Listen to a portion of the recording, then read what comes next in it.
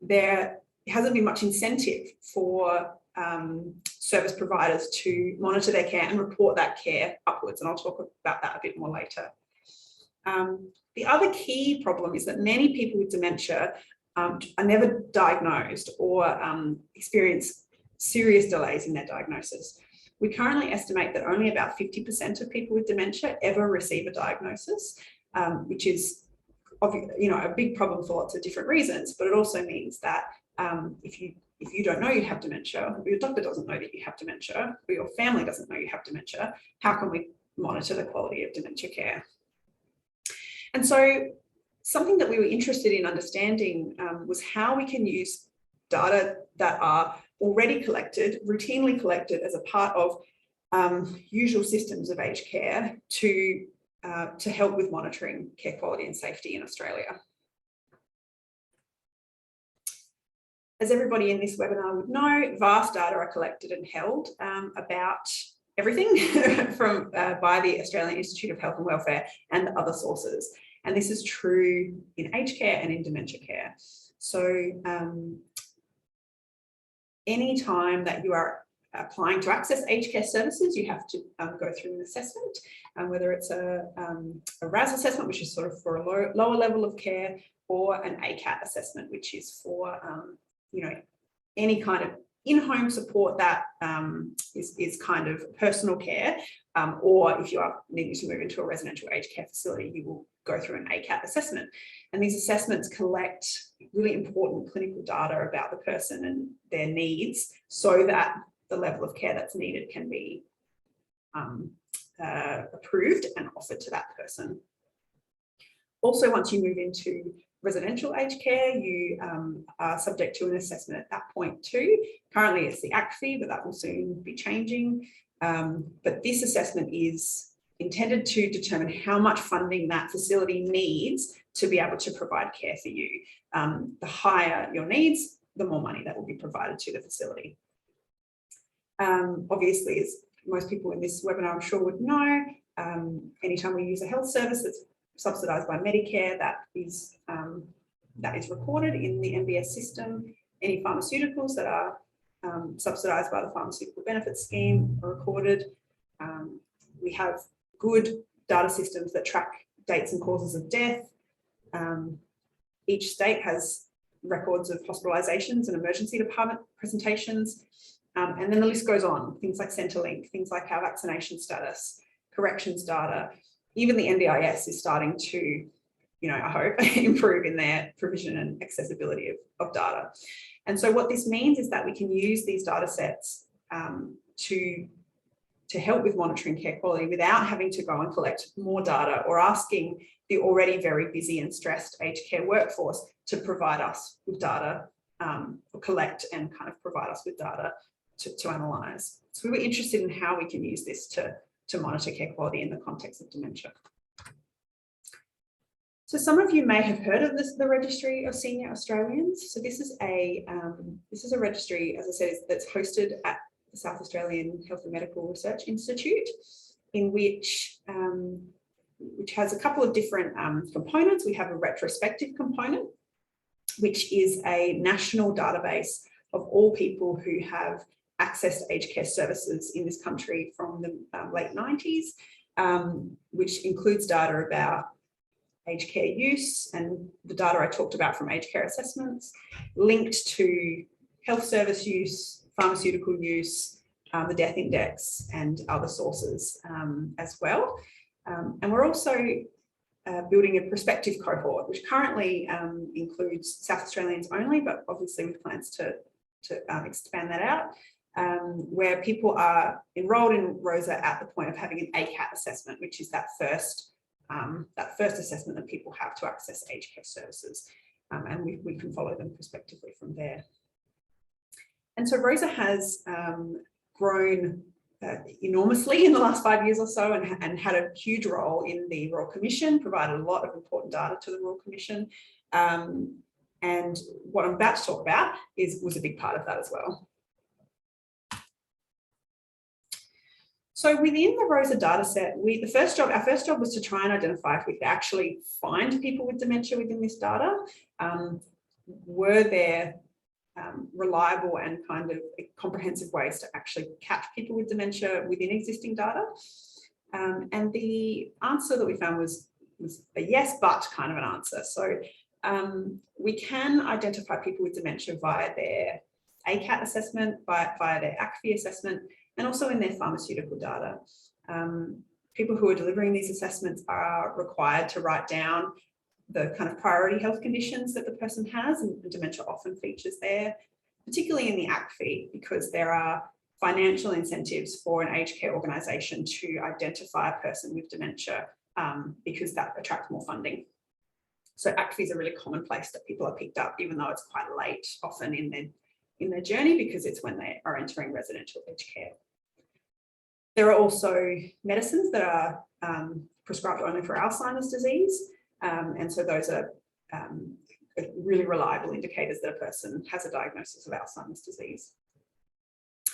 So what we were able to do is identify that, using 2015 data, that we could pick up around about 135,000 people, 136,000 people with dementia within our cohort, which was about around about 47% of the estimated indicated incident cases per year. So that estimate is not perfect. We don't actually have a very good epidemiological estimate of the number of people with dementia in Australia, but the current estimate is about double that number. And we were able to capture about 40% of estimated prevalent cases as well. So, that is a fairly huge capture, considering that there's not really, your standard epidemiological studies, longitudinal cohort studies did not have a number that big. So one of the kind of key outputs and triumphs of the Registry of Senior Australians has been the ROSA outcome monitoring system. Excuse me, just take a little sip. Sounding deep and husky there. So I can take no credit for the ROSA outcome monitoring system. All credit for this goes to Professor Maria Inacio, Associate Professor Gillian Corhey, and Professor Steve Wessling at SAMRI. So this is an outcome, a monitoring and benchmarking system that they developed for the aged care sector, which uses data that already exists. So as I said before, it doesn't rely on collecting additional data. So far, the ROSA outcome monitoring system includes 12 quality and safety indicators, really important indicators of the quality of care that's being provided within a facility or within a home care service. So falls is a really good example. Falls are a really important indicator of how people are doing within that facility. Chronic opioid use, weight loss and malnutrition, and all sorts of other things. And I'll talk a bit more about some of these a bit later. The ROSA outcome monitoring system allows us to track quality and safety performance over time and also across geographical regions. So these data are de-identified. We can't identify specific people within facilities, but what we can do is identify the region that they're in, the facility that they're in, and we can provide aged care providers with a snapshot of how their facility is or how their facilities are doing. So, on the indicator of falls, we find that X% of your residents have a fall per year. That puts you in the, top 10% of all facilities for how many falls are happening. So there's a clear need for you to invest quality improvement activities towards that indicator. And so it's a really helpful tool to benchmark facilities and organisations against each other to promote quality improvement to where it's needed the most. And so we took the ROSA outcome monitoring system and wanted to see if we could apply it to dementia care specifically. And this was the paper that HSRAANZ were very generous to reward us for. So thank you very much for that, the paper that we published from this work. We conducted a retrospective cohort and a retrospective cross-sectional study using linked aged care, pharmaceutical, hospitalisation, Medicare and National Death Index data. We included all non-Indigenous Australians aged over 65 years who accessed aged care from 2011 to 2016. The reason that we couldn't include Indigenous Australians in our cohort was because at this time, our ethics and governance approvals precluded their inclusion. But since then, Rosa has been working quite closely with the Wadley-Baringa Aboriginal Health Unit at SAMRI and working towards getting access to including Aboriginal and Torres Strait Islander Australians in this data set, and also understanding, doing analysis just on that cohort as well, understanding those unique needs. So working towards having all of those people included in our data set. And also at the time that we did this study, we only had retrospective data up to, I think it was mid-2017. So now that data has now been updated and is much more recent, which is wonderful. So we decided to choose 4 clinical quality indicators to kind of test out for this paper. And we chose 4 that we thought were kind of high priorities for monitoring in dementia care in Australia. The first one we chose was antipsychotic medication use. If you work in aged or dementia care, you would know how much attention this particular indicator has been getting. Antipsychotic medicines are overused in aged care settings, particularly in residential aged care, to manage behavioural symptoms of dementia. They are used for other reasons, but that's the kind of key misuse that we're aware of happening in residential aged care. They're very sedating, these medications, and so they can be effective at kind of keeping people quiet, but they don't, we know that they have really limited efficacy for actually treating the behavioural symptom itself. They certainly don't meet the underlying need that is triggering that behaviour in many cases. And they're also associated with very serious side effects. So antipsychotic medications in older people are associated with increased risk for stroke, for mortality, for falls, and for other really adverse events. And so their indication in aged and dementia care is quite narrow. One of these medications is indicated on a short-term basis, less than 12 weeks, for the management of some behavioural symptoms like hallucinations, delusions, maybe aggression sometimes. But non-pharmacological strategies are highly prioritised as should be the first line approach. So that was why it was important for us to monitor their use in care. The second indicator we decided to monitor was cholinesterase inhibitor and memantine use. So these are those drugs that I talked before about being indicated for Alzheimer's disease. So these drugs are prescribed to slow the progression of Alzheimer's disease. They don't work for everyone, but they are recommended. It is recommended that every person with Alzheimer's disease trial these medications to see if they can help slow down the symptom progression. The third one was a high sedative load. So as you would all know, certain medications have sedative properties, and we used an existing model to kind of assign a person a score, where each sedative is assigned a score from 0, 0.5 to 1 in terms of how sedating that medicine is. And anybody who had a score of 3 or more over a 90-day period within a year was considered to have a high sedative load. And we know that people with dementia are highly susceptible to adverse events from sedative medications, particularly things like falls. And lastly, we decided to monitor dementia and delirium-related hospitalizations. So these hospitalizations are commonly for behaviour management reasons, where a person becomes very distressed within the facility, very unsafe, and will be transferred to hospital for medical management. And often that's related to an acute delirium. And so those kinds of hospitalizations are indicators that something's going wrong with the care within that service. Not only that, but obviously I'm speaking generally. There's lots of other potential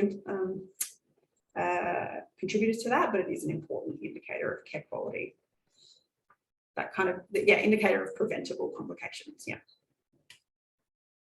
So within our sample, we were able to include all, as I said, all non-Indigenous people over 65. So we had a sample of over 350,000 people. One of the wonderful things about routinely collected data is that it is highly representative. So a third of our sample was born outside Australia. The spread geographically was representative of the general population, as you would expect. And also you get a nice spread of socioeconomic status across the population. So that's a really nice thing about routinely collected data.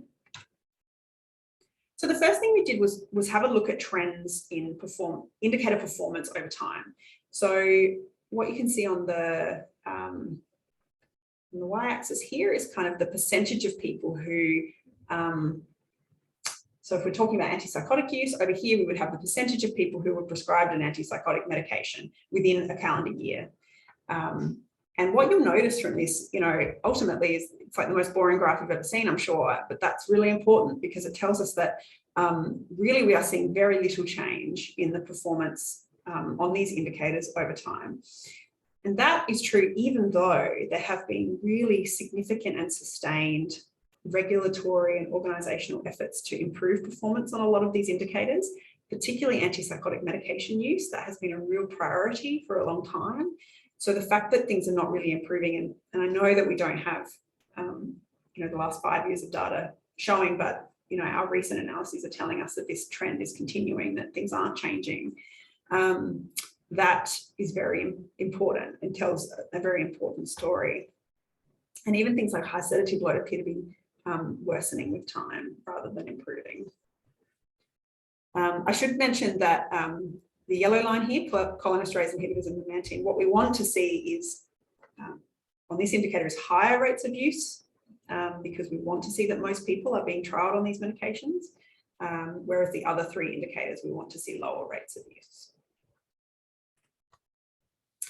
And this is just the same data, but corrected for an incidence per 100,000 person days. So, sorry, per 1,000 person days. So that kind of takes into account how long they've been in the facility. Right, so the other thing that we can do with this kind of data is start to understand geographical variation in quality.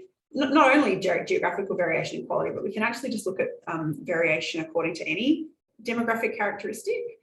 So these here are called funnel plots. I'm sure lots of you have used these or seen these before, but just in case anybody doesn't know how to interpret these, I'll just quickly run through how we interpret these.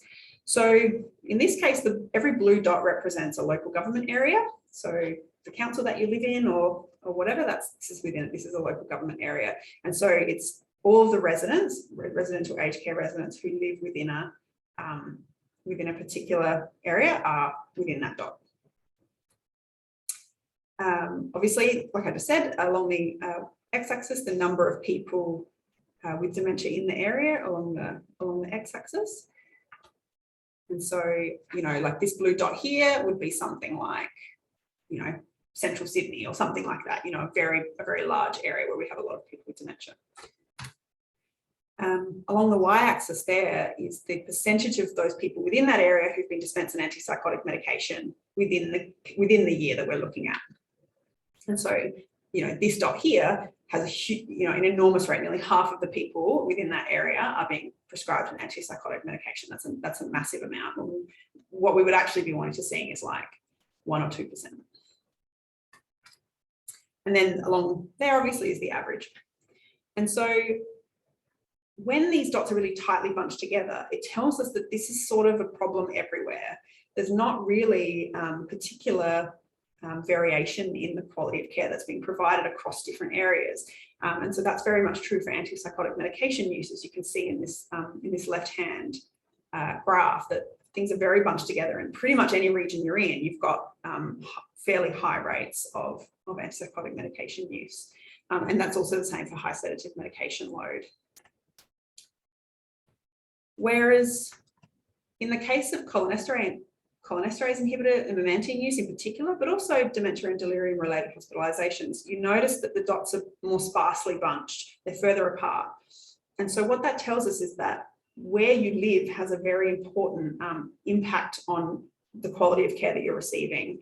And this makes sense because we know that prescriber attitudes to cholinesterase inhibitors and memantine use really influences, prescribers influence each other within a local government area. They teach each other and they mentor each other, right?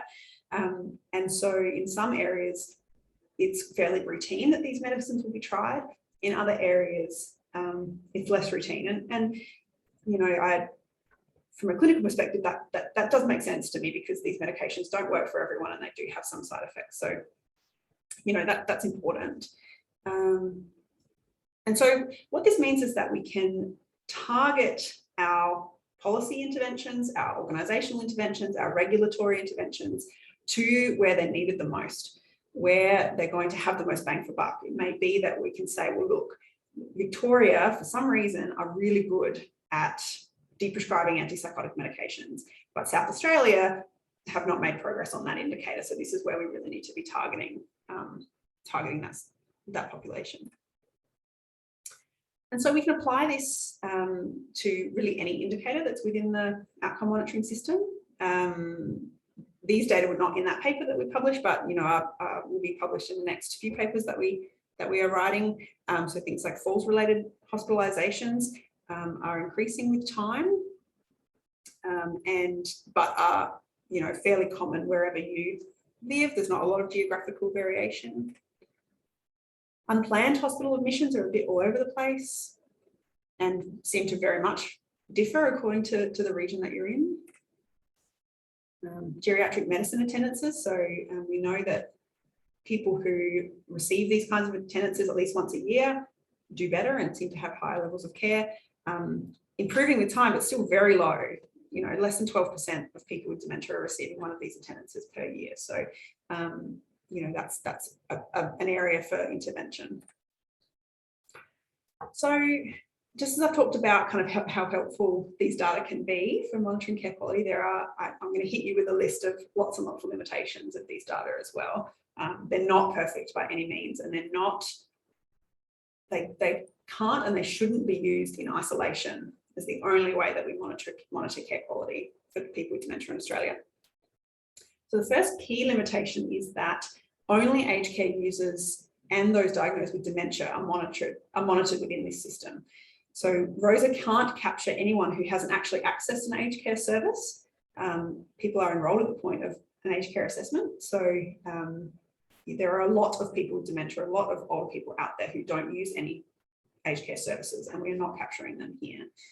I also talked about the fact that around about 50% of people with dementia are not diagnosed or are not captured in our capture in some other way. It just wasn't written down on their assessment or whatever. So we're missing them as well. The most common point of cohort entry for our cohort was at residential aged care entry, which, as you can imagine, is very late in the disease course for most people with dementia.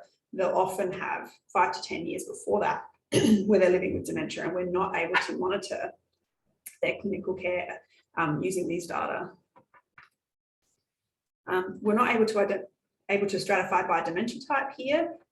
There are data kind of specific spots for assessors to write down what type of dementia it is, but those are fairly unreliable data for lots of reasons, but partly because many people with dementia are not ever diagnosed with a specific type of dementia. There's not that level of investigation isn't done. It's kind of just they've given a blanket, you have dementia, and so the quality of that stratification is fairly poor. The other thing that's important is that we can't actually assess when these care behaviours are truly inappropriate.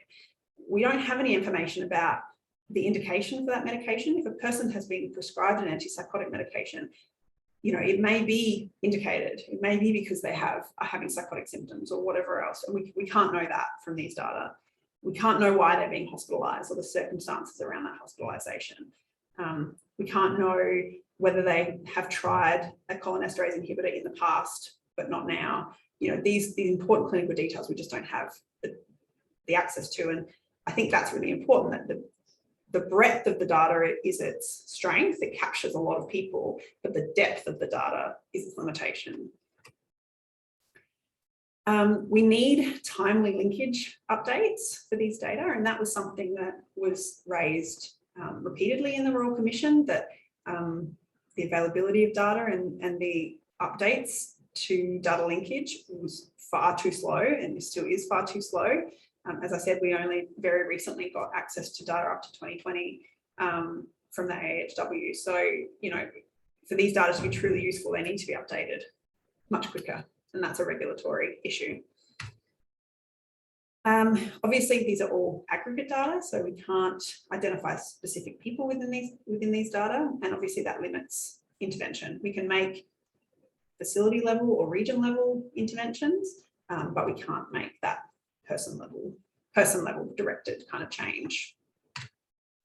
And as I said before, this data includes no Aboriginal or Torres Strait Islander Australians, but we're working on that.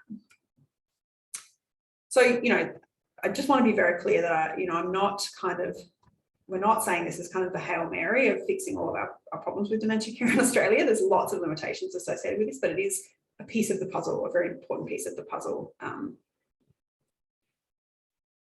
And in terms of what these data tell us is that on the indicators that we included in our initial paper, care quality has not really meaningfully changed over that time period. And like I said, we have now updated data to tell us it's still not really changing. And that's really important, that it tells us that we need new organisational policy and regulatory measures to intervene. But more to the point of what this paper aimed to do, it aimed to demonstrate is that we can use data linkage to facilitate care quality, safety and monitoring at a national level without asking for any new data from facilities. And if you work in aged care, you would know that there's now been the, now we have the National Aged Care Mandatory Quality Indicator Program, which relies on quite a lot of onerous data collection and reporting by the organisation or the provider itself. And there is work happening at a national level to kind of use these existing data as much as possible so that the workload for providers is reduced. And as I said, transparency in, whether it's us or whether it's a government agency, understanding who are the people that are, experiencing high levels of or sort of experiencing poor care can help to target interventions to where they're needed the most. And I just wanted to very briefly mention that this work was a collaboration of the Registry of Senior Australians, but also the Australian Dementia Network. So the Australian Dementia Network was funded a few years ago to establish a national clinical quality registry in Australia. Before this date, Australia did not have a national registry, a dementia registry. And in fact, there aren't that many of these internationally. There's some in Scandinavian countries and elsewhere, but we're really behind other conditions in terms of establishing clinical quality registries. So the ADNET registry is a linked registry in which enrolment occurs at the point of diagnosis. So it's a very powerful registry. People are enrolled from memory clinics, private specialist clinics, and with more work to be able to facilitate that at the point of primary care diagnosis as well. And what's so powerful about ADNET is that it facilitates monitoring of early clinical care and access to trials as well. What ROSA really misses, what routinely collected data misses, is that early, before the person needs aged care services, which can be quite a long time, it can be several years. ADNET really fills that gap and allows us to monitor how things are going. And so what will be happening with the ADNET registry is that ADNET and ROSA will harmonise at some point in the future, which will facilitate monitoring care quality from the point of diagnosis all the way through aged care services and through to death. With important caveats, but it will go a long way to filling this data gap that we have in dementia care in Australia. And the other thing ADNET will do is capture those who don't receive a formal diagnosis until they reach aged care services. So I think that's all from me. I really appreciate again the opportunity, and just want to acknowledge all the incredible co-authors on this work, incredible team at the Registry of Senior Australians, and all of the funders who helped this happen. Yeah, and happy to take any questions. Thank you very much, Monica, for the presentation. And yes, I forgot to mention that this work was awarded an early career research paper award, the HSRAANZ Awards last year. So congratulations to Monica and the rest of the team for the paper. We have a few questions, Monica, and I'm pretty sure you can see them on screen as well. So the first one is from, apologies if I'm incorrectly pronouncing your name, Walter Selassie. Did you say high use of anti-dementia drugs as a good or bad indicator?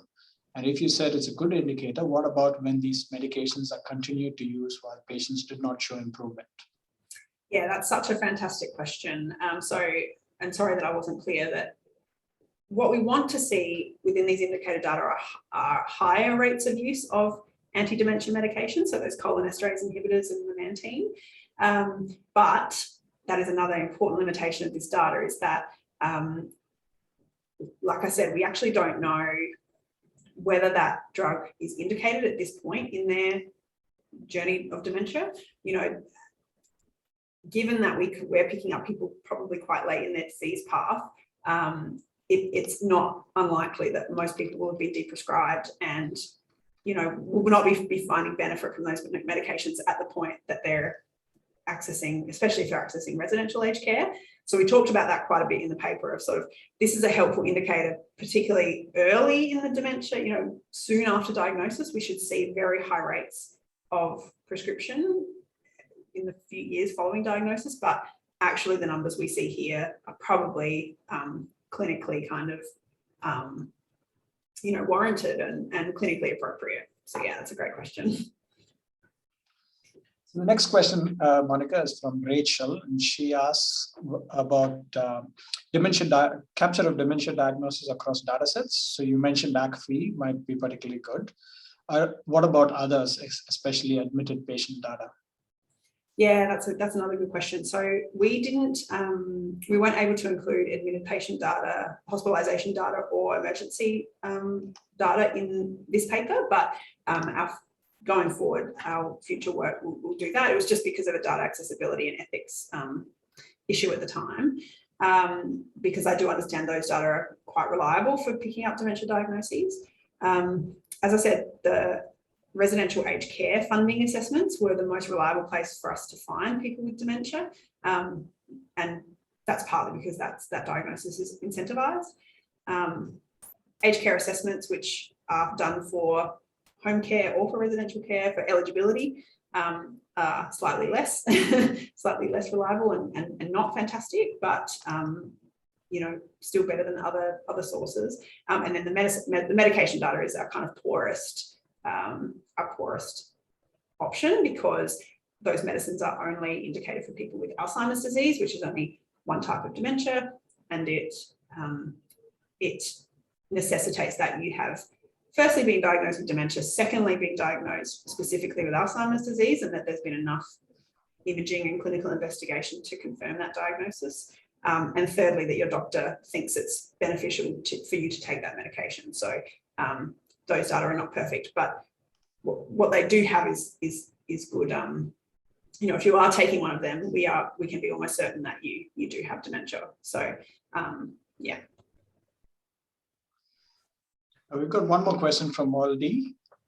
Would you please say more on high sedative load? Would you tell that what is the tool used for scoring? And also, how did you define concomitant use of drugs in case high load means taking 2 or more drugs taken together? Yeah, sure thing. And, you know, I will preface what I'm about to say by just mentioning I'm not a pharmacoepidemiologist or a pharmacist, so I would defer to the pharmacists in our team. But we used an existing framework or an existing heuristic, I suppose, for scoring these medications. If you go back to the paper, you'll see the I can't remember off the top of my head the first author of that paper, but we use an existing kind of framework for scoring these drugs, and then it was wherever a person was dispensed so many of these medications that they scored 3 or above on that heuristic, on that framework, that within a 90-day period, that was considered that they've had a period of exposure of high sedative load. And some people would have, continuous exposure to a high sedative load over years and years. So, yeah, I'm not the best person to answer that question, but if you want more detail, have a look at the paper or send me an email and I can pass it on to our pharmacists working on the project who can give you some more nuanced answers than I can. I myself have a question, Monica. I was interested in knowing how were the results used for and by the Royal Commission, and were there any recommendations that were informed by this piece of work? Yeah, that's a good question, Manuel. And yeah, so the ROSA outcome monitoring system was actually developed. Development of that was actually funded by the Royal Commission, that they were really interested in understanding, or sort of partly funded by the Royal Commission, I should say. They were really interested in understanding some of these indicators and quality because this data wasn't available before. It wasn't available for them to draw on while they were doing while they're in the process of the commission. And so these indicators feature very heavily in the final report. If you read the final report, you'll see these indicators being referenced several times, and several of the recommendations explicitly reference the need to establish a clinical quality outcome system, monitoring system, and ROSA will have, ROSA is a part of the national working group for that process that is currently in development. So I think we'll see, particularly big impact of this work as in the space of data accessibility, data monitoring, and care monitoring over time. We do have a comment from Annette, and she says, ASW is doing a lot of work in this area, including linking data from many sources and looking at pharmaceuticals. Yeah, that's right. Exactly. Yes. And the AHW, there's so much work happening at the kind of national level on this topic. We're kind of, it's really a bit of a hot topic at the moment. I know AHW are doing a lot of work. There are a lot of researchers at different universities doing a lot of work. So there's all sorts of work happening to try and best define quality indicators and figure out how we can monitor them over time. There are no further questions from the floor as yet, but I have another question that if I might ask Monica, more practical question. Did you use the SURE platform yourself for this analysis, and how can you tell us your experience of it? Yeah, we did use the SURE platform. So all of our data is provided mostly from the Australian Institute of Health and Welfare, in linked form, and then kind of cleaned by our programmer. And we do all of our analysis within SURE. It's a really fantastic, secure platform. It provides, as you can see, it provides with some really helpful imaging as well. I just think I would just really recommend it. It's just such an easy platform to use if you're going to be working with this kind of linked data. And I would also highly recommend the SACS Institute once a year or twice a year or something deliver a couple of a series of webinars or workshops about working with MBS, PBS linked data.